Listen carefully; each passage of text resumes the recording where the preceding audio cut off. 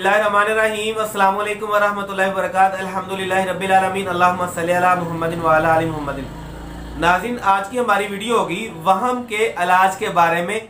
उर्फ़ आम लोगों के अंदर एक चीज़ मशहूर कर दी गई है कि जी वहम का इलाज नहीं होता, लेकिन आज की वीडियो के अंदर मैं बात करूँगा कि वहम असल में किस चीज़ का नाम है। हर किसी को पता है, लेकिन इसका इलाज क्या है। वहम ये चीज़ होती है कि कोई भी काम करें, फर्ज करें कि मैं कोई काम ताला वगैरह मैंने लगाया, फिर मैं मुड़ मुड़ कर आकर देखूं कि ताला लगा है या नहीं लगा, ये वहम होता है। मैं हाथ धो रहा हूँ, वुजू कर रहा हूँ, हाथ को बार बार धोई जा रहा हूँ, लेकिन मैं इसके ऊपर कंफ्यूज हूँ कि मैंने हाथ सही धो लिए या नहीं धो लिए। बस इसी चीज़ से मिलते जुलते कुछ मामला होते हैं जिसको वहम बोल दिया जाता है। इसका इलाज क्या है? नाज़रीन, ऐसे तमाम के तमाम मामला जो कि जिन अफराद के साथ होते हैं, ये असल में है क्या? हमारे नर्वस सिस्टम के अंदर एक छोटी सी कमजोरी वाक़ई हो जाती है, जिसकी वजह से इस तरह के मामला हमारे भाई और बहनों के साथ इस तरह के मामला हो जाते हैं।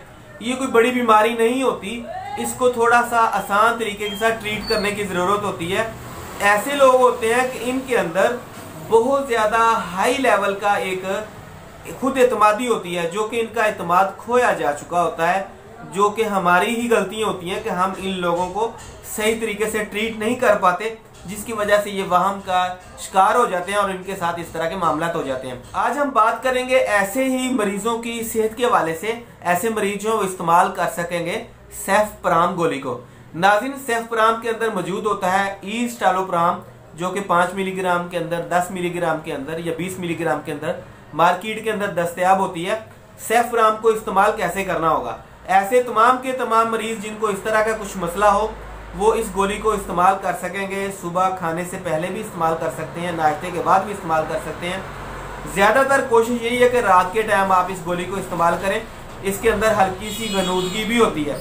अगर आप कोशिश करें तो कम से कम मकदार के अंदर इस गोली को इस्तेमाल करें और एक लंबे अरसे तक भी आप इसको इस्तेमाल कर सकते हैं। लेकिन इसका तरीका इस्तेमाल ये होगा कि आप 8 से 10 दिन के अंदर, अगर आप 10 मिलीग्राम से शुरू ले रहे हैं तो फिर 8 से 10 दिन के अंदर आपको इसी गोली को जो है वो तकरीबन गोली का चौथाई हिस्सा ख़त्म कर देंगे, यानी कि 3 हिस्से लेने शुरू कर देंगे। फिर 8 से 10 दिन के बाद मजीद कम कर देंगे, आहिस्ता आहिस्ता इस गोली से जान छिड़वा लेंगे।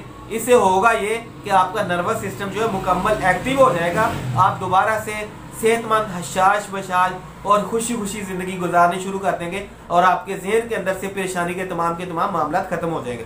अब हम बात करेंगे कुछ इस्लाम के हवाले से। नाज़रीन, हदीस रसूल सल्लल्लाहु अलैहि वसल्लम के अंदर एक हदीस ऐसी भी मिलती है कि नबी करीम सल्लल्लाहु अलैहि वसल्लम ने फरमाया कि जिसने अपनी ज़बान से ला इलाहा इल्लल्लाह कहा, वो जन्नत के अंदर ज़रूर जाएगा। बाकी अपनी अपनी ईमान की हालत होगी कि कोई ईमान के किस हिस्से के ऊपर फायज है, कोई नेकियां कितनी कमा रहा है, कोई कितनी ले रहा है। तो इन तमाम चीज़ों को देखते हुए जन्नत में उसका जाना बहुत ज़्यादा ज़रूरी है।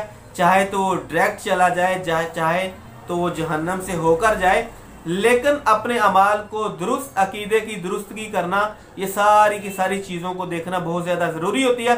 अगर आप कलमे के हक हकूक सही तरीके से अदा कर रहे होंगे तो इंशाल्लाह आपको जन्नत जो है वो बगैर किसी हिसाब से भी मिलने वाली है। उम्मीद है कि आज की वीडियो के अंदर आपको सेहत के हवाले से और इस्लाम के इस मुफीद टॉपिक के हवाले से मुफीद जानकारी मिली होगी। अगर वीडियो अच्छी लगे तो लाइक कर दें, दोस्तों के साथ शेयर भी कर दिया करें, ताकि सदका जारिया के तौर पर मुझे भी और आपको भी फ़ायदा हो सके।